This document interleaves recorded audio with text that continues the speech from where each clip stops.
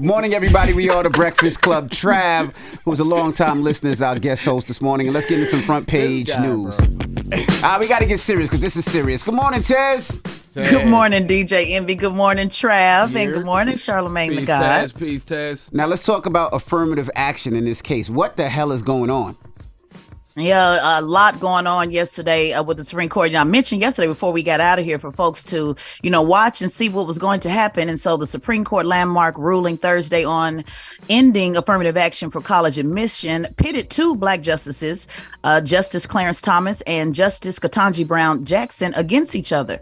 Now, Thomas previously acknowledged that he made it to Yale Law School because of affirmative action, but he has long criticized such policies. So in his argument to end affirmative action, he said, "While I am painfully aware of the social and economic ravages which have befallen my race and all who suffer discrimination, I hold out enduring hope that this country will live up to its principles, that all men are created equal and equal citizens and must be treated equally before the law." So in other words, let me translate. He said he got his and pretty much forget everybody else. Now, in response, Justice Ketanji Brown Jackson said, "Justice Thompson ignites too many straw men to lists are fully extinguished. The takeaway is that those who demand that no one think about race refuse to see it, much less solve it." She says that the race-linked disparities that continue to impede achievement of our great nation's full potential. So translating that, she basically says that Clarence Thomas is on some BS. That's the closest translation I can give you. Yeah, basically the Supreme Court just made it easier for folks to discriminate against people, especially black people, right? And Clarence, and that's crazy because if you look at Harvard, you look at Yale, only 6% of the students are actually black, and affirmative action requires them to take a certain amount of African American students in their universities. But the problem with that is now if they have 3,000 students a year, it could be zero black. They can go zip codes and say, well, we think a probability of black students don't live in this area, so we ain't got to take no students from this area, which is wild and crazy. Yeah, and Clarence Thomas is the epitome of climbing up a rope and then soaking that same rope in gas and then setting that rope on fire. But Tez, I have a question because I didn't actually go to college. I didn't graduate high school, honestly. But what happens next? No. So beginning the day, it's a great question. Beginning of the day, American colleges and universities have a legal and moral obligation to strictly abide by the Supreme Court's opinions. Now, people can still protest. There was some protests that was happening yesterday and raise their voice. I always encourage that. But unless one of the justices brings it up again, unless the Supreme Court make up changes, which we know though they stay in there until they die, nothing will really change. So now they're trying to figure out, other ways, like what you mentioned, can they do zip code? Can they do any type of other creative ways on both sides? By the way, like you said, somebody might do zip code to work against black people, but then there's also ways that they can try to include more minorities. President Biden actually proposed that colleges and universities consider adversity, like how much a person had to overcome in order to get in college. Can they use that as a requirement? So right now they're going to just try to look at different ways that they can be creative. And there's a lot of, just as a side note, and I was going to mention this as well when we talk about standardized testing, and there's a lot of racial discrimination even with that alone, with forcing people to take tests and that type of stuff, and we'll have that conversation later on. But there's a lot to unpack with this, but this is unfortunately just what it is. Yeah, what I don't understand is why would you get rid of legislation that protects people from racism and all forms of white supremacy unless you want those people to be victims of racism and white supremacy, because the racism and white supremacy not going nowhere. Mm-hmm. Yeah, I mean, and this is the perfect time where we talk about HBCUs so much, and this is where HBCUs need so much help with funding, because this is where HBCUs are really going to have to put their arm around some of these students and really get the degrees and try to level up when it comes to some of their classes. Like I tell everybody all the time, my daughter goes to NYU, and it's not because she necessarily wanted to go to NYU, it's because she was in the real estate, developmental real estate, and the HBCUs that she was looking at, Howard, Hampton, Spelman, didn't have those as a major. So at NYU, they offer that where they teach you everything about real estate from ground up, from releasing, from the actual dirt where she has to build up. And she was interested in doing that, especially because her dad does real estate, and she hopefully will be able to take over my companies. But she wanted that program, and they didn't have any of those programs at the HBCU. So we just have to make sure we extend those, all those different, whether majors and minors, and open it up more so these students can learn a lot more.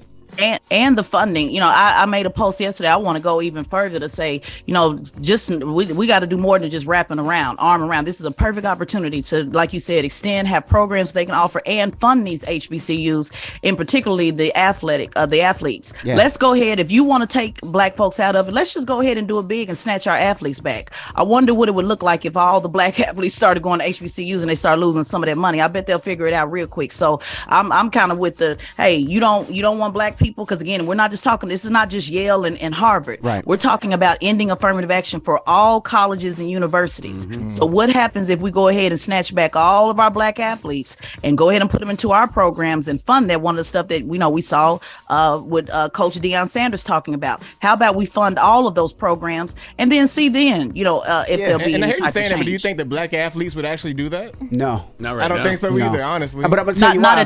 Not at the current state. Go ahead. I'm gonna tell you why, and hopefully, if Tyler Perry actually purchased BET, I don't know if it's true or not. No, it's not true. We could have some of those games on BET, because see, the problem with a lot of these athletes, like the NBA draft was a couple of weeks ago.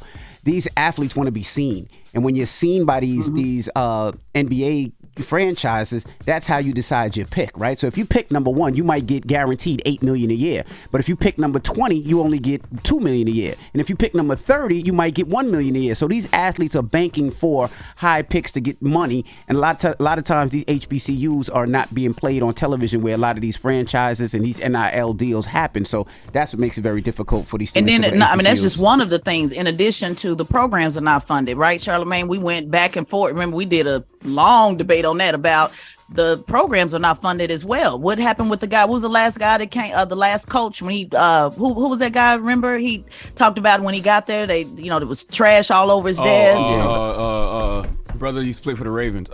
Eddie Reed. Eddie Reed. I was gonna say Eddie Jones, Ed Reed. But even like that, Master P's son, and I know we got to go. Master P's son was like, he got injured, and he was like, the HBCU didn't have the facility to get him back to where he needed to be. But if you look at some of these other facilities, they have damn near NBA type of doctors there to get those players back to where they need to be. So, and one more thing, for people saying, this isn't about race, I saw AOC say something that I agree with. If the Supreme Court has these color blindness claims, wouldn't they have abolished legacy admissions, aka affirmative action, for the privilege? Because 70% of Harvard's legacy applicants are white, and the Supreme Court didn't touch that. Right. All right. Well, for people that don't know, that usually means if your parents go to that university, 9 times out of 10 you're going to get accepted. Mm-hmm. Right. Get it off your chest. Thank you, Tez. We'll see you in a couple minutes. 800-585-1051. If you need to vent, phone lines are wide open again. 800-585-1051. Travis here. I'm sure we're going to hear from Sean Stone this morning. It's the Breakfast Club. Good morning. Morning, everybody. It's DJ Envy, Charlamagne the Guy. We are the Breakfast Club. Now, if you just joined us, we have Trav. He's a long-time Breakfast Club listener. He's our guest co-host today. Yo, Trav. And now it's time for some front page news. What's up, Tez? Good morning, Tez. DJ Envy. Good morning, Trav. And good morning, Charlamagne the Guy. Peace, Tez. Now let's talk about this man that pleaded not guilty after confessing to killing his 3 sons. What the hell is that? This is a crazy story. And shout out to our affiliate in Houston, 93.7. They actually brought my attention to this story. So shout out to them. In Claremont County, Ohio, Chad Dorman pleaded not guilty to 21 charges against him after confessing to executing his 3 boys, a 7-year-old Clayton, 4-year-old Hunter, and 3-year-old Chase with a rifle. Now in court, prosecutors said Chad Dorman lined his 3 sons up, ready to shoot them. One of the boys was able to run into a nearby field, but he chased him and dragged the boy back to the property before shooting him. At this time, no motive has been given, except his family said that he snapped. Let's take a listen to what the neighbor had to say. You felt like he was just angry, generally speaking. He was every day. There wasn't a day he didn't yell at his wife and kids out there. What would he yell? All kinds of He was just angry, yelling at her all the time, treating her like He knew what he was doing. He planned it. It was premeditated. He shouldn't have a bond. He should never see daylight again, ever in his life. And I think they should execute him the same way he did his sons. It's the way he needs to go out. How the hell can he plead not guilty, though? Yeah, after confessing. That's what I'm confused about.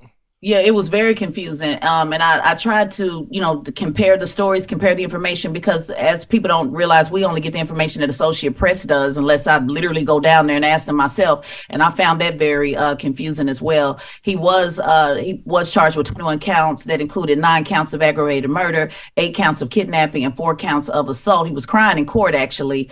And that's where they were saying, we're not buying it. We believe that he should, absolutely get the death penalty. So yeah, I found that really confusing because he did confess to it. And I don't know if they're taking that from, I know after he shot the kids, he was sitting on the porch waiting. And the police picked him up, and so I don't know if they're saying maybe he said it then, and then in court he actually pled not guilty. So a little bit of confusion on that. I'll continue to keep following it, but I find it just interesting, how he was able to be apprehended, with no issue. I really do, after walking up and seeing those 3 dead bodies. The police seem to approach him with a little more calm than we see in similar incidents. Was he white?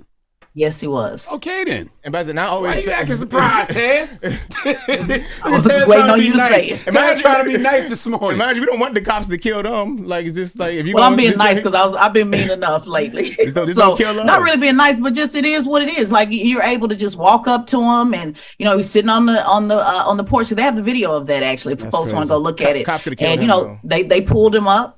But I'm like, why didn't nobody roll up on the scene and just shoot first with 3 babies, in the yard? Like, those be the ones that you need to kill. I don't want to say you need to kill, but those be the ones that cops need to be shooting. Well, you also, you don't necessarily want to kill him either, though, because you want to arrest him and you want to see what his mind state is. You want to at least try to get to. They don't worry about our mind state, though. They don't worry about our mind state. Is shoot and then ask questions later. I'm with you, but if you see 5 people dead, you want to arrest the president because you want to prevent these kind of things from happening in the future. He sounds like he might need to go. Yeah, I thought he might be. We might got to get rid of him. He had to be eliminated. Listen, I'm not saying that he should be. I'm not saying that. I'm just saying that you do want to at least arrest him to see what is going on in his mind psychologically, so you can try to prevent this kind of stuff in the future if you can. Right. I just want to know, how the hell can he plead not guilty? That doesn't. That's what's insane to me. Like, if there's 5 dead bodies, then what? If he pleads not guilty, then what's the crime? Right. What are you charging for? Like, what? Sometimes I think you shouldn't be allowed to plead not guilty. I guess his whole thing was nobody saw it. Well, let's move on. It's Friday, so you know what that means. Fried chicken and Hennessy. Tell us all about it. What the hell is wrong with you? I was about to say, we talk about these types of stories, like, what if somebody did this, and what if somebody did certain things like this on the job. And this actually happened in real time. Gerard Jones, a black firefighter, has filed a lawsuit against the Central New York Fire Department. Jones is suing Rochester Fire Department after alleging his supervisor told him to attend a party with racist undertones. Jones also said that since he publicly revealed what took place at the party, him and his family have been harassed. Now, the details from the lawsuit state that the harassment started after Jones and his attorney held a news conference in August 2022 describing the party Jones was urged to attend. He said that the event featured a sizable cutout of former President Donald Trump and photos of local Democratic politicians' heads situated on stakes. He also alleged that the party had buckets of fried chicken and party favor bags. You're not supposed to laugh. Party favor bags that included Juneteenth themed cups and bottles of Hennessy. He stayed at the party for approximately 40 minutes and was told by a supervisor that he wasn't allowed to take pictures. He said he went to his bunk hoping that he wasn't called out for a fire because he said his mind wasn't in the right place. Eventually, he took a medical leave of absence for emotional distress. After attending the party, he has not returned to the job.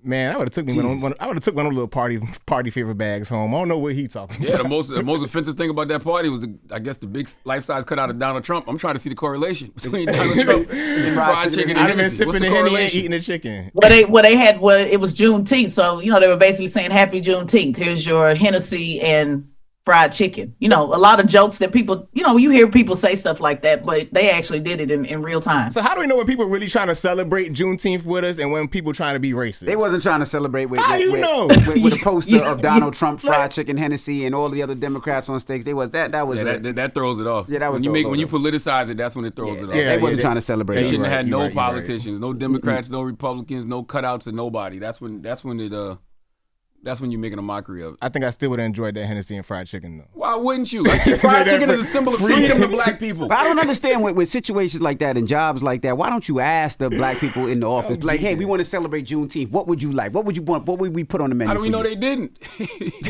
Well, this guy, he seemed like he was offended.